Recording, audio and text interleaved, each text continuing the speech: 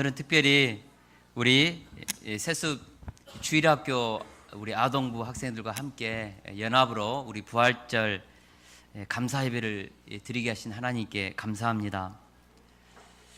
제가 예수 부활하셨네 그러면 어떻게 하죠? 나도 부활하겠네. 우리 부활주일만 되면 우리가 외치는데 예수 부활하셨네 나도 부활하겠네. 다시 한번요. 예수 부활하셨네 나도 부활하겠네. 할렐루야 아멘. 기독교는 부활의 종교입니다.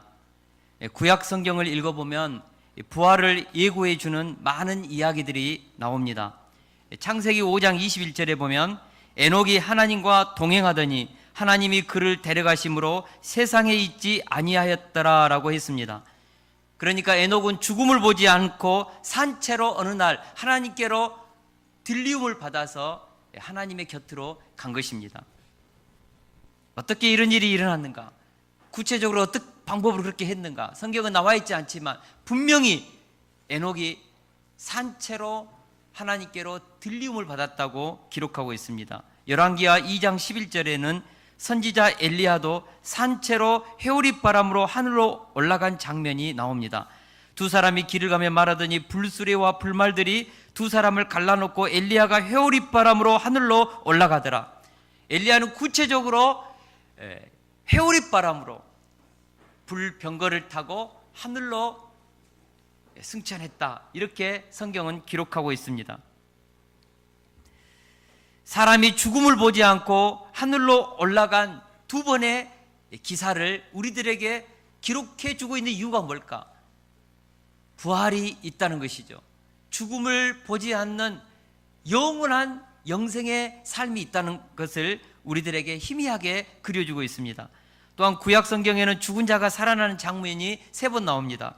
선지자 엘리야는 갑자기 중병에 걸렸던 사렙다 과부의 아들을 기도로 살려냈고 그의 제자 엘리사는 열사병으로 죽어버린 수넴 여인 아들을 또한 믿음으로 살려냈습니다. 또한 열왕기하 13장 21절에 보니까 죽은 시체를 장사하려다가 도적대가 오는 것을 보고 그냥 급히 던졌는데 그 시체를 던졌는데 엘리사의 무덤에 그 뼈에 그 시체가 닿았고 그 시체가 벌떡 일어났다고 그렇게 성경은 기록하고 있습니다. 여러분 죽은 시체가 엘리야의 뼈에 닿자마자 살아났다는 것을 성경은 말하고 있습니다. 이러한 죽은 자가 살아났다는 것은 부활을 예표하는 기사입니다.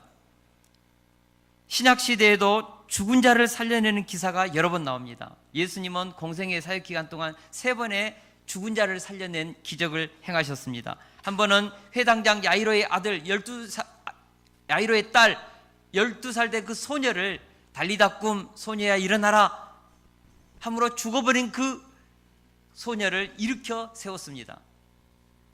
또 한 번은 나인성 과부의 아들 관 속에 누워있는 그 과인성의 아들을 관뚜껑을 열게 해서 청년아 일어나라 말씀하심으로 죽어버린 그 청년을 일으켜 세웠습니다. 그리고 또 한 번은 죽은 지 4일째 된 나사로를 살려낼 때 주님은 분명하게 나는 부활이요 생명이니 나를 믿는 자는 죽어도 살겠고 무릇 살아서 나를 믿는 자는 영원히 죽지 아니하리니 이것을 내가 믿느냐.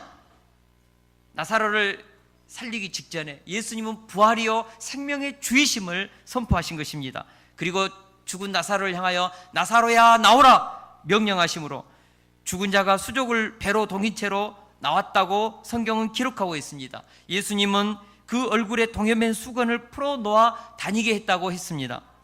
신구약 성경을 읽어보면 성경은 너무나도 분명하게 부활이 있음을 우리에게 선포하고 있습니다.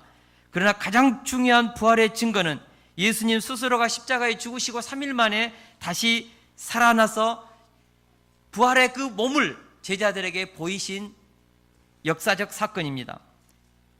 많은 사람들이 예수님의 부활을 인간의 내면에서 체험되는 심리적 사건으로 그렇게 해석합니다. 그러나 예수님의 부활은 역사 속에서 실제적으로 일어났던 역사적 사건인 것이죠. 부활은 기독교에서 전파하는 신화적 상상물이 아닌 것입니다.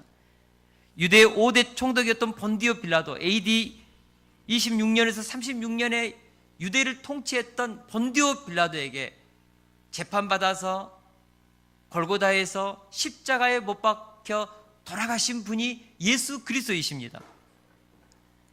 그리고 3일 만에 다시 살아나셔서 부활의 몸을 그 시대의 수많은 증인들에게 보이셨습니다. 가장 먼저는 막달라 마리아와 다른 마리아에게 보이셨습니다. 그리고 수제자 베드로에게 보이셨고, 혈육의 동생인 야고보에게 보이셨고, 그리고 엠마오로 가는 2명의 제자들에게 보이셨고, 도마가 빠진 10명의 제자들에게 보이셨고, 8일 후에는 도마가 포함된 11명의 제자들에게 보이셨고, 무엇보다도 다볼산에서 11제자와 500의 성도들에게 보이셨고, 맨 나중에는 다메섹 도상에서 예수님을 핍박하고 수많은 성도들을 감옥에 붙잡았던 회방자 바울 사도에게도 나타났습니다. 우리가 성경을 읽어보면 예수님의 부활은 아무도 부인할 수 없는 수많은 부활의 목격자들, 증인들이 있었습니다. 부활은 인간의 심리적인 현상이 아니라, 신화적인 상상물이 아니라 역사적인 팩트라는 것이죠. 성경은 지속적으로 예수님은 진짜 역사 속에 살아나셨다, 팩트를 말하고 있습니다. 요즘은 12월 25일 성탄절이 가까우면 축 예수 탄생 이런 현수막을 써서 붙여놓은 사찰들이 간혹 있습니다. 그러나 오늘 부활절날 사찰에 축 예수 부활 이렇게 현수막을 걸어놓은 사찰은 하나도 없습니다. 왜 그럴까요? 탄생은 석가도 했고 마호мет도 했고 다른 종교 창시들도 다 했지만 죽은 자 가운데서 부활하신 분은 오직 예수 그리스도 한 분밖에 없기 때문입니다. 그래서 축 예수 부활하셨네 써놓을 수가 없는 것이죠. 오직 예수님만이 죽은 자 가운데서 다시 살아나셨습니다. 할렐루야. 오늘 우리가 읽은 고린도전서 15장 부활장은 부활이 없다고 주장하는 몇몇 고린도 성도들에게 바울이 얼마나 부활은 확실한 역사적인 증거인지에 대한 논증입니다. 고린도전서 15장 12절을 우리 다 같이 한번 읽어보겠습니다. 시작. 그리스도께서 죽은 자 가운데서 다시 살아나셨다 전파되었거늘 너희 중에서 어떤 사람들은 어찌하여 죽은 자 가운데서 부활이 없다 하느냐. 아멘. 바울의 이 메시지는 일종의 절규와도 같습니다. 내가 다메섹 도상에서 부활의 주님을 보았는데 왜 너희들 중에 몇몇은 부활이 없다고 하느냐? 왜 부활을 믿지 못하느냐? 바울의 절규에 가까운 탄식입니다. 바울은 부활하신 예수님을 직접 만난 사람으로서 부활을 믿지 못한 몇몇 고린도 성도들을 이해할 수 없었던 것입니다. 그래서 부활장을 기록한 것입니다. 당시 고린도 교회 성도들 중에 영지주의자들이 있었습니다. 이들은 성도가 세례받을 때 부활이 이미 영적인 차원에서 일어났다는 것이죠. 여러분, 영지주의자는 물질은 악하다고 보았습니다. 그래서 육체도 악하다고 본 것이죠. 그냥 세례받을 때 영적인 부활이 있었다, 몸의 부활은 있을 수가 없다, 이런 영지주의자들의 주장을 믿었던 고린도 교회 성도들 중에 부활을 믿지 않는 성도들이 많았습니다. 그러나 우리가 복음서를 읽어보면 예수님은 자꾸 부활하신 그 몸을 가지고 제자들 가운데 나타나시면서 나는 유령이 아니고 환영이 아니고 진짜 부활했다, 떡을 가져와 봐라, 떡을 먹으시고 너희들의 손을 이리 내밀어서 이 못자국을 만져보고 나의 이 찔린 이 창자국을 만져보고 믿음 없는 자가 되지 말고 믿는 자가 되라, 나는 몸으로 부활했다, 이것을 분명하게 우리 예수님은 말씀해 주셨습니다. 요즘은 과학의 시대입니다. 실험과 합리적인 논증을 통해 검증되지 않는 기적은 믿지 않습니다. 특별히 2000년 전 기록된 성경을 신앙적 차원에서 고백된 신화적 요소로 매도하려는 분들이 많이 있습니다. 그러나 바울 사도는 도전합니다. 만약 부활이 없다면 우리 기독교는 어떻게 되는가? 우리 14절에서 15절 상반절을 우리 같이 한번 읽어보겠습니다. 시작. 그리스도께서 만일 다시 살 못하셨다면 우리가 전파하는 것도 헛것이요 믿음도 헛것이며 또 우리가 하나님의 거짓 증인으로 발견되리니 우리가 하나님이 그리스도를 다시 살리셨다고 증언하였음이라. 아멘. 할렐루야. 아멘. 만약 성경에서 말하는 부활이 없다면 기독교는 인류 역사상 최고의 사기꾼 집단입니다. 저도 사기꾼 목사가 되는 것입니다.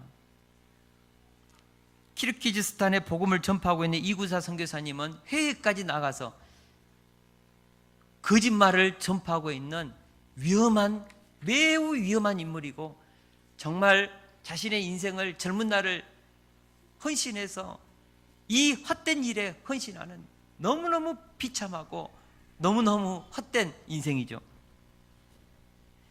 만약 부활이 없다면 우리의 믿음이 헛된 것입니다. 지금 여기 앉아 계신 분들도 다 헛고생하고 헛 예배를 드리고 있는 것이죠.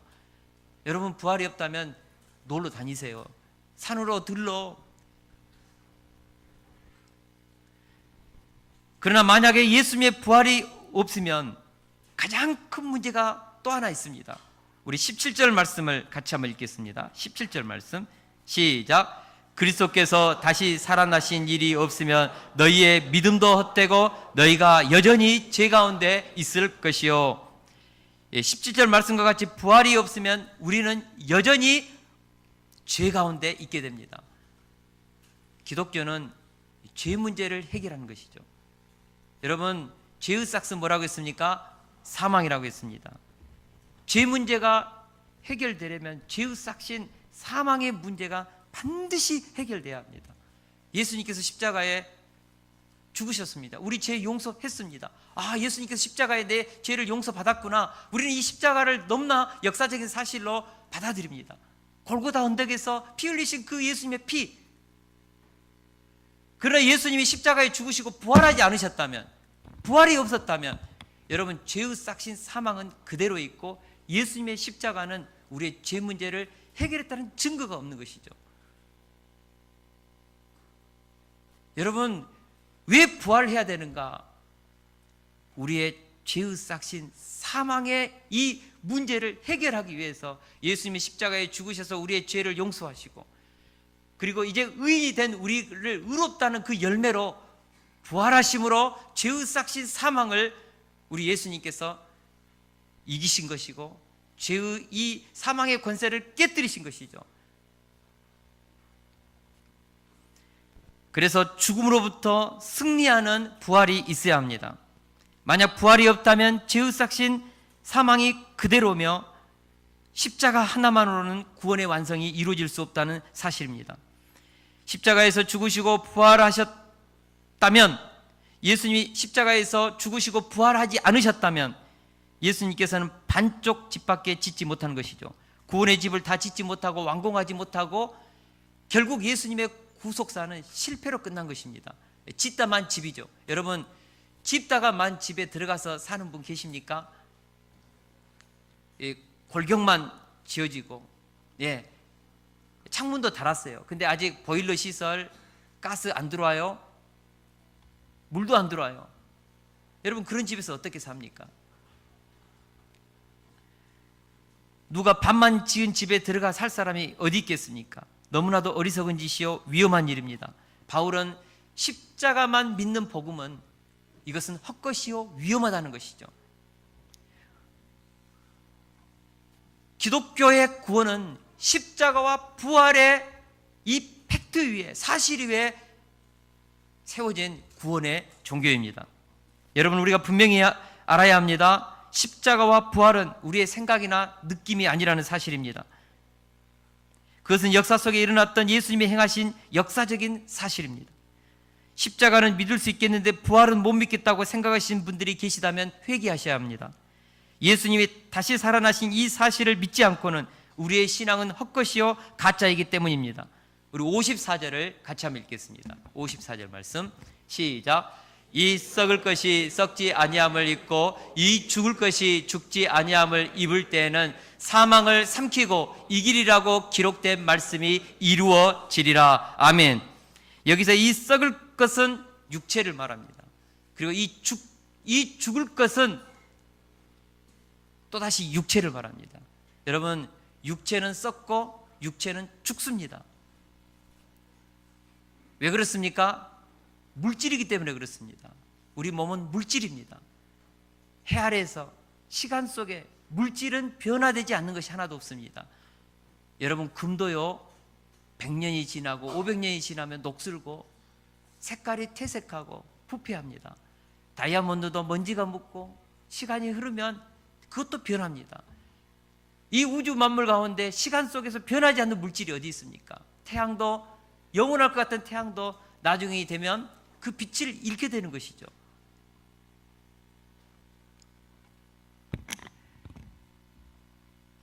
우리를 썩게 만드는 이 죽음을 이길 수 있는 길이 어디 있겠는가? 바울은 분명하게 말합니다.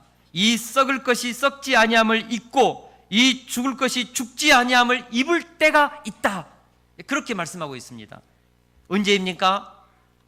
우리 51절에서 52절을 같이 한번 읽겠습니다. 51절에서 52절 시작. 보라, 내가 너희에게 비밀을 말하노니 우리가 다 잠잘 것이 아니요 마지막 나팔에 순식간에 호련히 변화되리니 나팔 소리가 나매 죽은 자들이 썩지 아니할 것으로 다시 살아나고 우리도 변화되리라. 아멘. 보라, 내가 너희에게 비밀을 말하겠다. 시크릿. 이 비밀이 아닙니다. 미스터리입니다. 신비입니다. 신비. 여러분, 신비한 일이 주님이 재림하는 날, 우리 과학으로도 머리로도 이해되지 않는 신비한 일이 일어납니다. 언제요? 우리 주님이 재림하시는 날, 먼저는 그리스도 안에 잠자는 자들이 호련히 다 새로운 몸을 입고 부활합니다. 그리고 살아있는 자들은 산채로 호련히 새로운 몸을 입고 하늘로 들림을 받습니다. 언제요? 우리 주님이 재림하시는 날. 바로 그런 일들이 일어날 것입니다. 이것은 트랜스포머처럼 형태가 변화되는 그런 구조적인 변화가 아닙니다. 본질적인 새로운 창조입니다. 영원히 죽지 않는 몸, 신령한 몸, 강한 몸, 영광스러운 몸으로 우리는 다시 새로운 몸을 덧입습니다. 영생하는 새로운 몸을 덧입습니다. 할렐루야. 우리가 부활장 15장을 읽어보면요, 우리가 육신을 묵고라는 말을 쓰지 않습니다. 육신을 심고라는 표현을 씁니다. 심는다. 여러분, 씨는 묻지 않습니다. 심습니다. 우리 육체는 썩어져서 사라질, 그래서 우리는 세상 사람들이 표현한 대로 땅에 묻는 인생이 아니라 우리는 새로운 부활을 위해서 땅에 심습니다. 심고 우리는 주님이 오시는 날 다시 살 것입니다. 물론 우리는 영혼은 주님의 낙원에서 거하다가 주님이 재림한 날 우리의 새로운 몸을 덧입고 우리는 새하늘 새 땅으로 들어갈 것입니다. 이것이 성경에서 말하는 부활의 새아침입니다. 주님이 재림하시는 날에 이루어질 승리의 날, 영광의 날입니다. 썩어지고 변화되고 부패하는 이 세상은 그래서 빨리 끝나야 합니다. 이사야서 25장 8절입니다. 우리 같이 한번 읽겠습니다. 이사야서 25장 8절 말씀 시작. 사망을 영원히 멸하실 것이라. 주 여호와께서 모든 얼굴에서 눈물을 씻기시며 자기 백성의 수치를 온 천하에서 제하시리라. 여호와께서 이같이 말씀하셨느니라. 아멘. 이 말씀이 이루어집니다. 그동안 사망은 모든 인류 위에 왕노릇했습니다. 사망이 모든 사람을 집어삼키고 모든 생명체를 멸망시켰습니다. 사망은 생명체와 싸움에서 백전백승했습니다. 사망은 인류의 역사 이래로 아담 이후로 단 한 번도 패하지 않는 무패 행진을 계속해 왔습니다. 그러나 그 무소불위의 사망이 멸망하게 된다는 것이죠. 계시록 20장 14절에 보니까 사망이 불못에 던져진다고 했습니다. 사망이 사망 선고를 받게 됩니다. 이것이야말로 온 인류에게 임한 가장 반가운 뉴스요 극적인 반전입니다. 사람이 죽는다는 소식이 가장 슬픈 소식이라면 죽음이 정복된다는 이 소식만큼 기쁜 소식은 없는 것이죠. 그래서 우리는 죄를 용서하고 사망을 정복하러 오신 예수 그리스도를 향하여서 기쁘다 구주 오셨네 만백성 맞으라. 오늘 부활절인데 우리 주님이 죄와 사망의 권세를 깨뜨리기 위해서 오신 것이죠. 너무너무 기쁜 날입니다.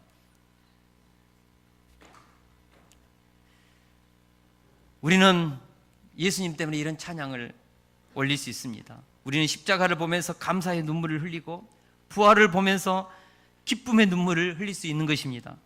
신앙생활 재미있습니까? 신나고 즐겁습니까? 네, 저는 너무너무 신나고 재미있습니다. 즐겁습니다. 나이가 든다는 것에 대해서 너무너무 감사합니다. 주님, 내일이 오는 것에 대해서 너무너무 기뻐요. 왜요? 우리는 부활을 향하여 날마다 달려가고 있기 때문에 그렇습니다. 여러분, 신앙생활 재밌죠? 신나죠? 우리는 새로운 몸을 입게 될 이 승리를 향하여 나가고 있기 때문에 그렇습니다.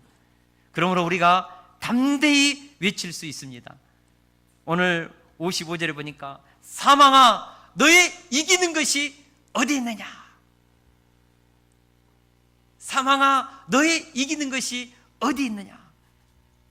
사망아 내가 쏘는 것이 어디 있느냐? 쏜다는 것은 영어로 스팅, 마치 벌이 딱 우리 말벌이 우리를 쏘는 것이죠.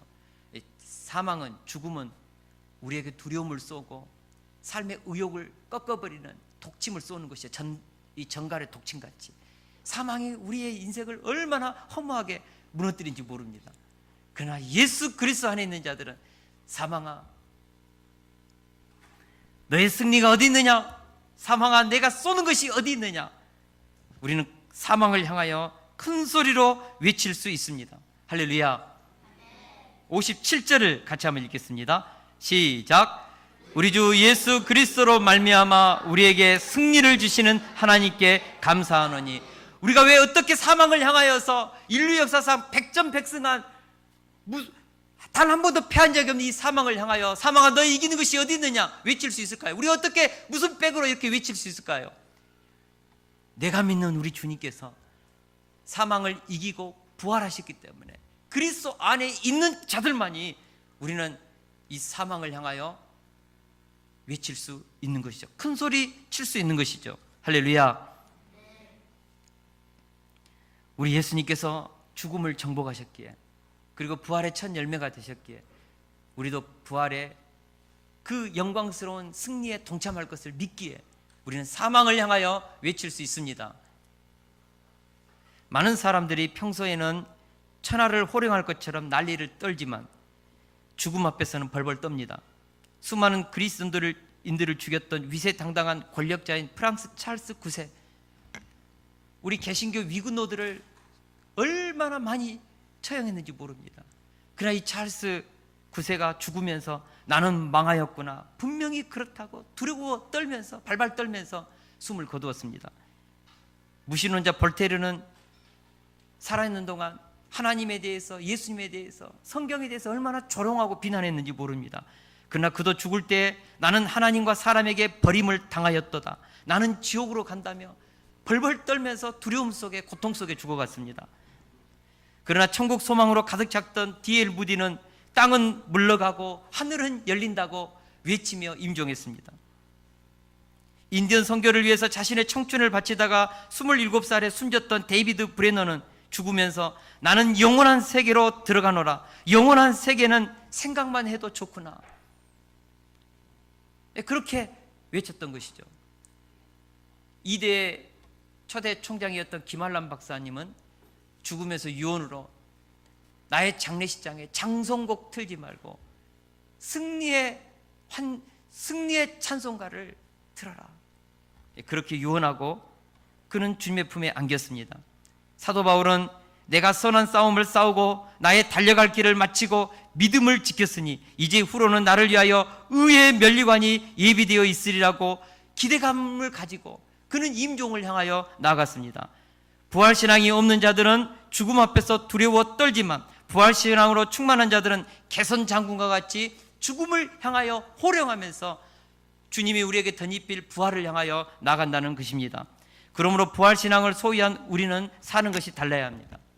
여러분, 우리가 부활신앙을 가졌다면 살아가는 삶의 태도가 달라야 합니다. 할렐루야. 우리는 어떻게 살아야 하는가? 우리 58절을 같이 한번 읽겠습니다. 58절 말씀 시작. 그러므로 내 사랑하는 형제들아 견실하며 흔들리지 말고 항상 주의 일에 더욱 힘쓰는 자가 되라. 이는 너희 수고가 주 안에서 헛되지 않은 줄 알미라. 아멘. 첫째로 우리는 흔들리지 말아야 합니다. 부활을 부정하는 자들, 하나님이 없다고 말하는 교만한 자들, 죽으면 다 끝난다고 말하는 영혼 소멸론자들, 이번에 교황께서 부활이 없다, 영혼은 소멸되고 죽음으로서 끝난다고 그렇게 말을 해서 지금 시끄럽습니다. 여러분, 우리가 이런 사람들의 말에 흔들려서는 안 되는 것이죠. 33절에서 바울은 이렇게 말합니다. 속지 말라. 악한 동무들은 선한 행실을 더럽히나니.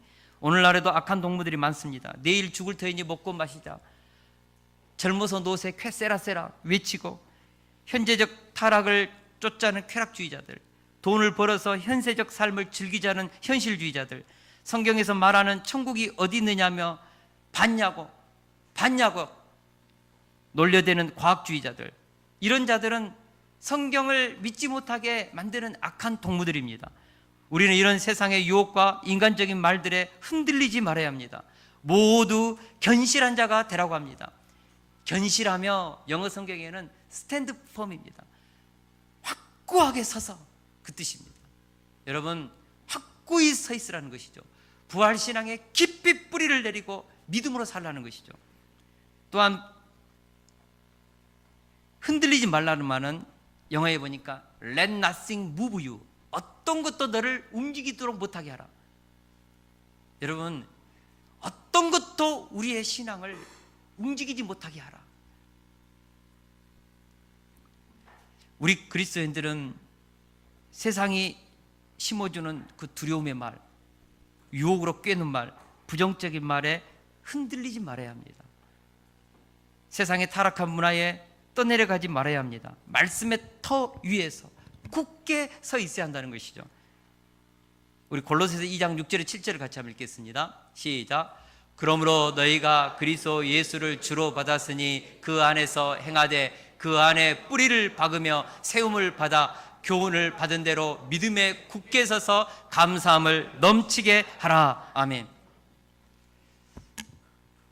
우리가 예수 그리스도를 믿는 하나님의 자녀라면, 부활의 참 소망을 가지고 있다면 그 진리 위에, 복음 위에 뿌리를 내리고 세상이 움직이는 문화에, 세상에서 떠드는 소리에, 조금 안다는 과학자들이 실험과 논증을 통하여 그렇게 그냥 어떤 검증을 통하여 해대는 그 진리 같은 말에 대해서 성경이 우리에게 가르치고 있는 이 진리를 가지고 맞나? 스티븐 호킹이 그렇게 말했는데, 아인슈타인이 그렇게 말했는데 흔들리지 말라는 거죠. 사람의 말보다 성경에 계시된 이 진리, 하나님의 영감으로 기록된 이 말씀을 더 견고하게 붙잡고 이 말씀의 터 위에 서라는 것이죠. 이번에 우리 기독사관학교 우리 학생들은 이 말씀의 진리 위에 서는 삶을 살기 위해서 20살 때까지 스마트폰 안 하기로 결단했습니다. 할렐루야, 아멘. 우리 세습 모든 주일학교 학생들은 20살 때까지 스마트폰 안 할 수 있기를 축원합니다. 할렐루야, 아멘. 와, 감사해요. 왜요? 스마트폰은 우리의 뇌를 망가뜨리죠. 하나님의 말씀을 우리는 학가다면서 말씀을, 진리를 새기면서 우리의 생각과 마음을 지키고 언어를 지켜서 우리는 하나님이 우리에게 주시는 진리를, 말씀을 가지고 우리의 생각으로 삼고 가치관으로 삼고 철학으로 삼고 우리의 절대적인 기준으로 삼고 우리는 살기를 원합니다. 견실하며 흔들리지 말고, 오늘 이 바울의 권면이 우리의 심령에 살아 역사하기를 축원합니다. 둘째로, 부활신앙을 가진 자들은 주의 일에 더욱 힘써야 합니다. 바울 사도는 부활신앙을 가졌다면 항상 주의 일에 더욱 힘쓰는 자들이 되라고 확신 있게 권면합니다. 왜냐하면 주 안에서 수고하고 헌신한 모든 수고가 주 안에서 헛되지 않은 줄 알기 때문입니다. 어떤 성서학자가 예수님의 설교 중에 3분의 2가 상급에 대해서 말하고 있다고 했습니다. 예수님의 많은 설교가 우리에게 리워드, 신앙생활에 대한 상급에 대해서 말하고 있다는 것이죠. 고린도후서 9장 6절에 보니까 적게 심은 자는 적게 거두고 많이 심는 자는 많이 거둔다고 했습니다. 우리가 이 땅에서 주와 복음을 위해서 수고하고 헌신하는 것은 절대로 사라지지 않는다는 것이죠. 하나님 우리를 다 지켜보고 계시고 우리의 행위를 기록하고 계신다는 의미입니다. 우리들의 눈물의 기도, 한 영혼을 살리고자 하는 사랑의 헌신, 교회를 향한 남모르는 수고, 주님 앞에서 거룩하게 살고자 하는 몸부림, 수많은 오해와 비난 속에서도 하나님께 드린 이 순종을 주님께서 다 보고 계신다는 것입니다. 요한계시록에 보면 심판의 때 하나님의 손에 두 가지 책이 있다고 했습니다.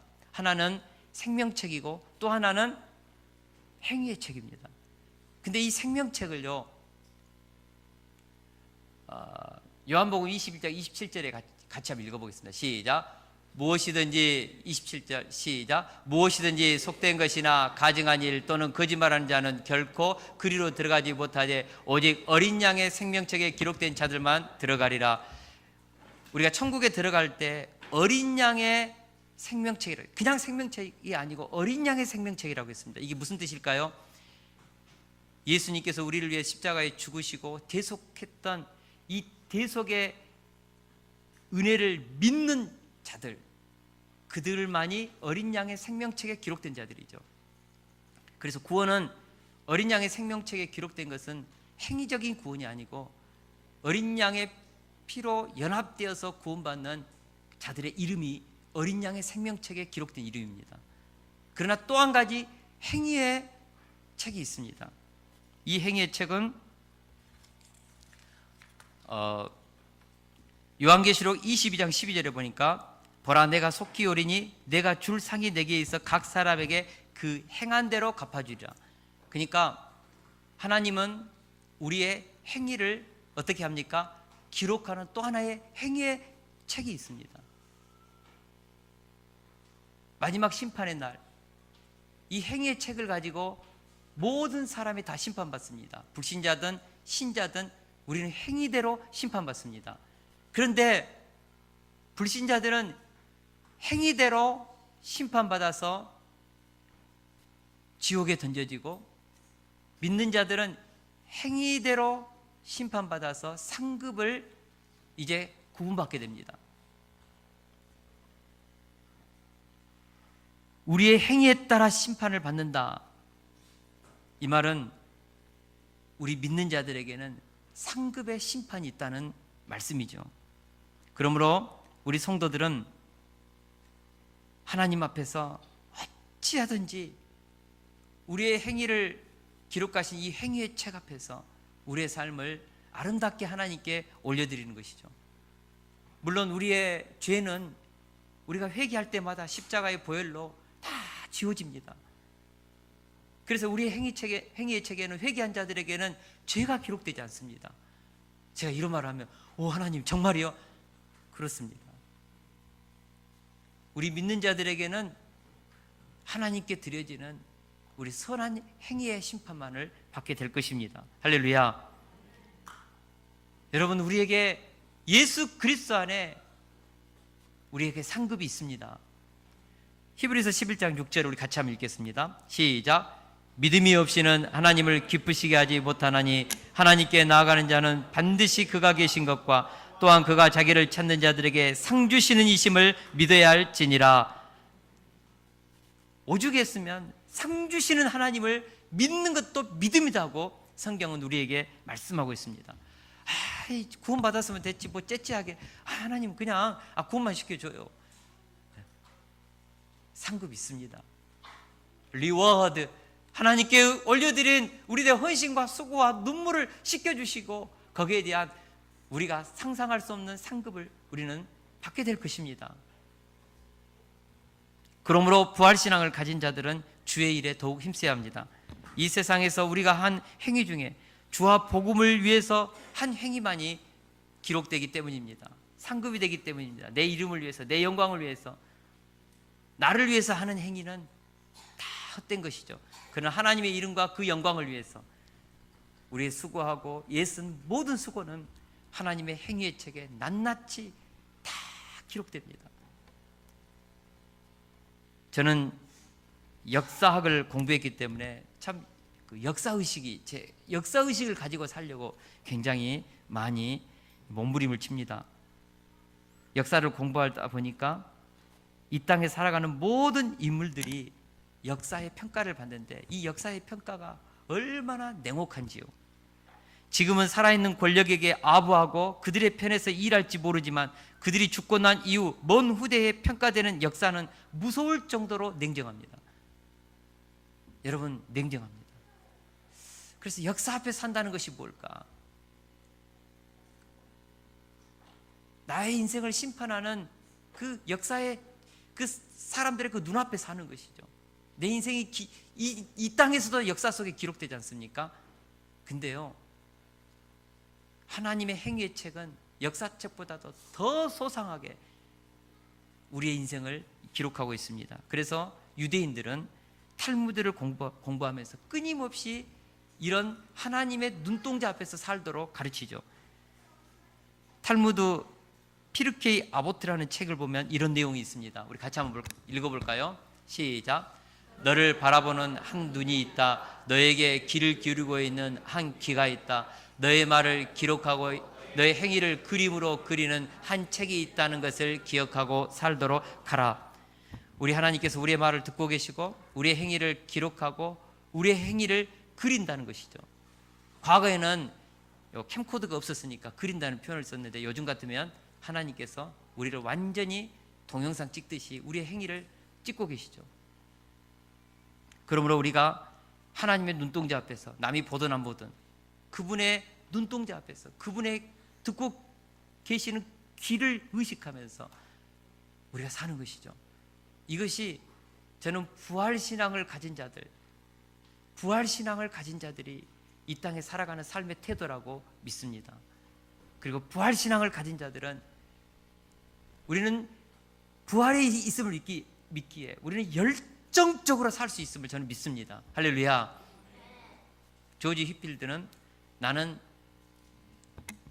썩어지는 인생이 아니라 닳아서 사라지는 인생을 살겠다고 했는데, 자, 우리가 이런 부활신앙을 가진 자들로서 이런 가치관을 가지고 생각을 가지고 하나님 앞에 살기를 원합니다. 결론적으로 요한복음 5장 29절에 보니까 선한 일을 행하는 자는 생명의 부활로 악한 일을 행하는 자는 심판의 부활로 나오리라고 했습니다. 우리는 장차 다 부활해서 각자 선악간에 행한 대로 보응을 받게 될 것입니다. 우리가 이 땅에서 모두 믿음으로 살다가 생명의 부활에 참여해야겠습니다. 또한 하늘의 영광스러운 상급을 소망하며 주의 일에 더욱 힘쓴 자들이 될 수 있기를 주님의 이름으로 축원합니다. 할렐루야. 이번 한 주 동안 이 부활의 복음으로 우리 능력 있게 삽시다. 할렐루야. 우리 찬양하고 같이 기도.